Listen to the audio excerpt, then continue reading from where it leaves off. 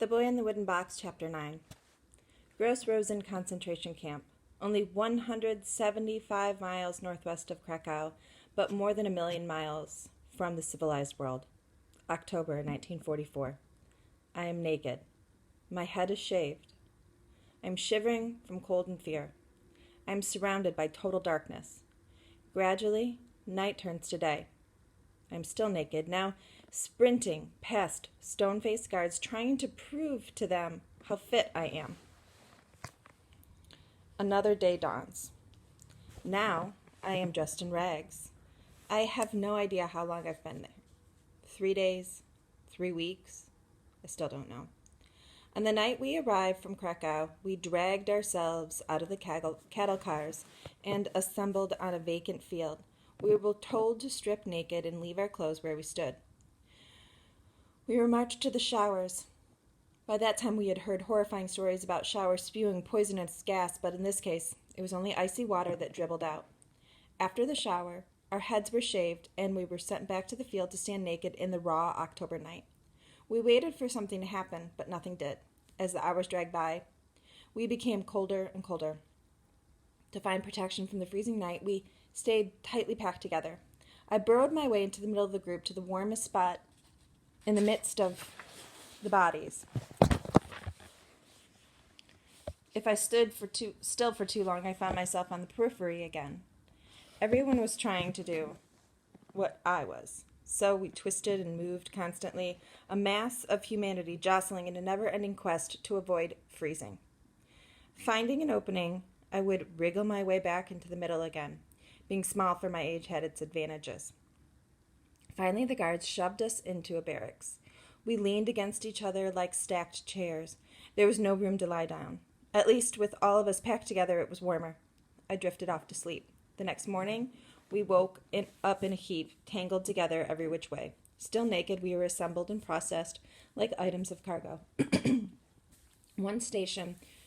At one station, we were given numbers. At the next station, our body hair was shaved. When I stepped in front of the prisoner who was to shave me, he just laughed and motioned me on. I was still too frail and too malnourished to have gone through puberty. I must admit I was glad to be spared that particular humiliation. Next, we had a medical checkup, which consisted of our running in circles past Nazi inspectors. It was a matter of life and death to not stumble or collapse from exhaustion. I was terrified by the inspection. Even if I passed this test, I knew I could be singled out at any moment, judged too small to do useful work, and sent to my death. Somehow I made it through without falling and joined the rest of the men in our group. Eventually, we were allowed to pick a few clothes from the heap of discards. I threw on a shirt and pants several sizes too big for me, grateful to have a little protection from the cold. None of us had any idea what our being at GrossRosen meant. Why were we there? How had this happened? Was this part of Schindler's plan that he had kept to himself? Was it merely temporary, or was it our last stop? Had Schindler encountered obstacles even he couldn't overcome? None of us knew. All of us began to think the worst. As our time at GrossRosen stretched on, we seemed more and more like the walking dead. Mysteriously, one afternoon, we were herded onto another boxcar. The doors slammed shut, and we were off into the night, our destination still uncertain. In the morning, when the doors were slid open, we saw that we had made it to Brunel in the Sudetenland. We were trudged from the last train station to Schindler's relocated labor camp. This time, the camp was to produce munitions for the war. Like other camps, it had a commandant and guards, but Schindler's presence made it the critical difference. The camp consisted of a half-completed 2-story brick building. The factory was not yet ready to start producing ammunition. There weren't any bunks for us, so we slept on straw on the second floor. After GrossRosen, not one of us had any complaints about our accommodations. The fact that the factory wasn't ready wasn't the biggest surprise or the worst one by far. Once at Brunel, we learned that the women had not arrived from Krakow. Their train had been diverted to Auschwitz. When my father heard the news, the color drained from his face. I had never seen him so distressed. We were told that Schindler was already on his way to Auschwitz to get the women. But it was hard to believe that even he could pull this off. Somehow, Oskar Schindler did achieve the seemingly impossible. He handed out massive bribes to the Nazis in command of Auschwitz, all the while arguing that the women were experts, highly trained, and irreplaceable. Incredibly, his efforts succeeded and the women were loaded on a train, this one heading for Brunel. Rumors reached us that the women had been saved and would be arriving soon. On the day they were due, my heart raced as I stood at the factory window on the second floor, waiting for the women to appear. At last, they filed into the camp. Like us, their heads were shaved and they were skin and bones. It was difficult to tell one from the other. Then I spied them. Mother, Pesa. I didn't care how my mother and sister looked. They were alive, and that was all that mattered. I felt a rare moment of total joy. Pesa told us that as soon as the women arrived in Auschwitz, there was a selection by the SS officers. Those whom the Nazis judged healthy and capable of work were sent to the right.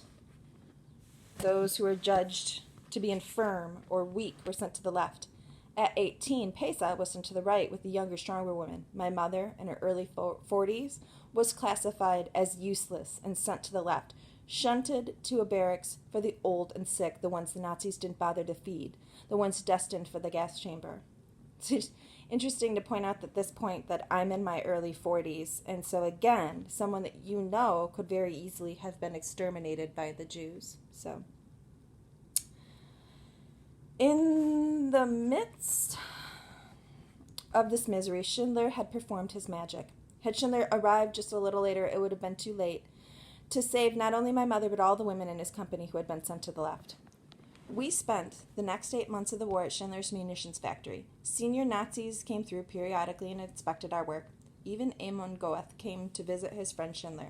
Somehow, Schindler succeeded in convincing the Nazis that we were useful and productive, even though during those 8 months we were at the Brunelitz camp, we produced almost no usable ammunition. Though Schindler was doing all he could to provide for us, we barely survived. With the Germans losing the war on both fronts, food became even more scarce. Our soup thinned to almost hot water. The rations of bread were smaller. I scrounged for food every day. When I found a few potato peels, I would dry them on steam pipes running through the factory and share them with David. The terrible circumstances in which we were now existing brought the two of us closer together. We tried to care for each other, and we both looked out for our father. I also got bits of food from the kitchen staff. They were political prisoners who formed the camp's underground resistance. Because they were from the city of Bunzen, near my hometown of Norwega, they spoke Yiddish with the same dialect I did. When I had the chance, I liked to hang around and talk with them, and we became friendly. They cooked the daily soup in big kettles. To wash the kettles, they swished water around inside them and dumped them out. The workers agreed to let me collect the leftover water in a can. I set the can on a steam pipe until the water evaporated, leaving bits of solid food in the bottom. Somehow, I could always be invented when it came for getting a little extra to eat. That's pretty terrible. David and I worked in the tool and die room with our father. My skills had improved under my father's tutelage, and I could now perform the tasks of a more experienced craftsman.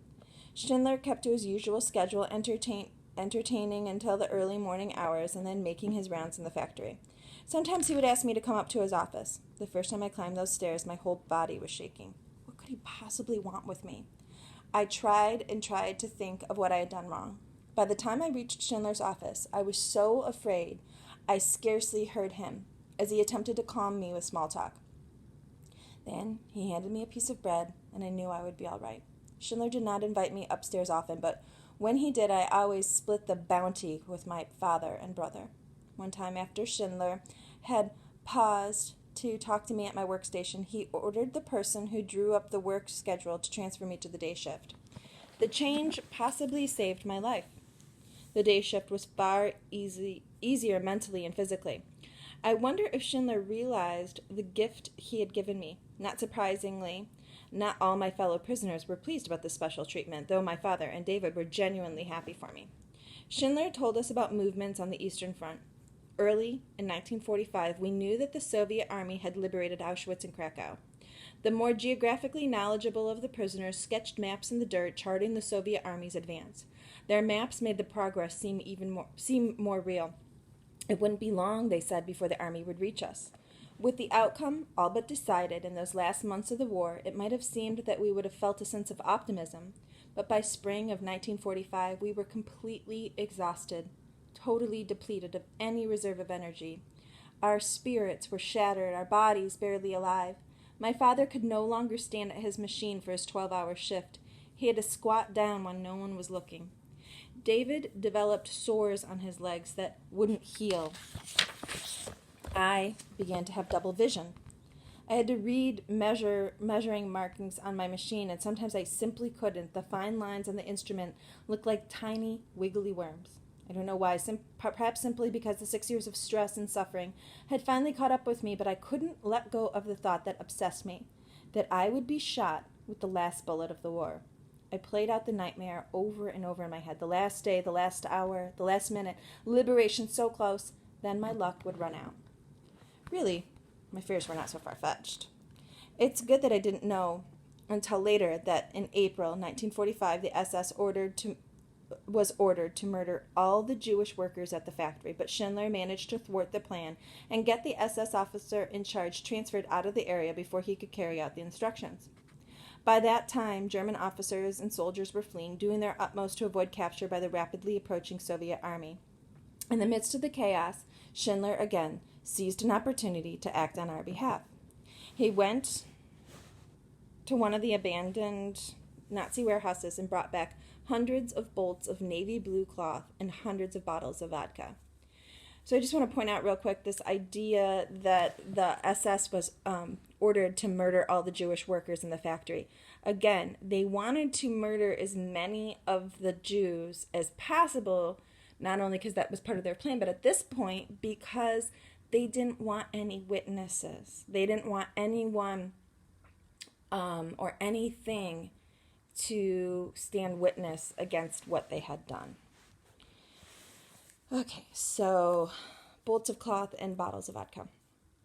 With the dangers of capture by the Soviets imminent, Schindler knew that he had to flee. First, he made it clear to the guards that they would have a better chance of survival if they left on their own. They needed no further encouragement. The soldiers fled without a word, but Schindler remained. He could not bring himself to leave without saying goodbye and gathered his Jews together one last time. After so many years of constant fear, I struggled to believe what he was saying could really be true. "You are free," he told us. Free! We were speechless. What was there to say? What words could possibly express the tumult of emotions we were feeling? Freedom seemed like an impossible fantasy. Before he left, Schindler asked that we not take revenge on the people in the nearby town, since they had helped him keep us alive. He gave each of us a bolt of cloth and a bottle of vodka. So bolt is just like, again, a measurement.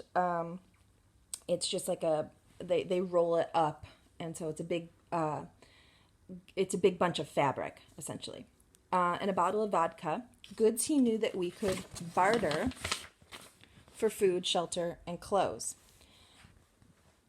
I didn't have the chance personally to say goodbye to Schindler, but I joined with all the other workers in presenting him with a ring made from a prisoner's gold tooth, which bore an inscription in Hebrew from the Talmud. He who saves a life saves the world entire. Just after midnight, Oskar Schindler sped off in his car. His goal was to reach the American lines, which he did. Had the Soviets captured him, they would have seen him only as a Nazi and would have killed him. We waited in limbo for Schindler's departure for the arrival of the Soviets. Our guards had not hesitated to abandon their posts. We could have left, and yet we didn't. We had no news, no place to go, and no idea what would await us outside the camp. It was strangely quiet, like being in the eye of a storm. Some young people took up the weapons abandoned by the guards and performed sentry duty. Night fell with none of us knowing what our next move should be. On May 8th, 1945, the answer came. A lone Russian soldier rode up to the gates. He asked who we were. We answered that we were Jews from Poland. He said we were free and told us to tear the numbers and triangles off our uniforms. As I think back to that moment, it seems like we ripped them off in unison, an affirmation of our solidarity and victory. Despite impossible odds, we had made it. Miraculously, Oskar Schindler, this complex man of many contradictions, Nazi opportunist, schemer, courageous maverick, rescuer, hero, had saved nearly 1,200 Jews from almost certain death.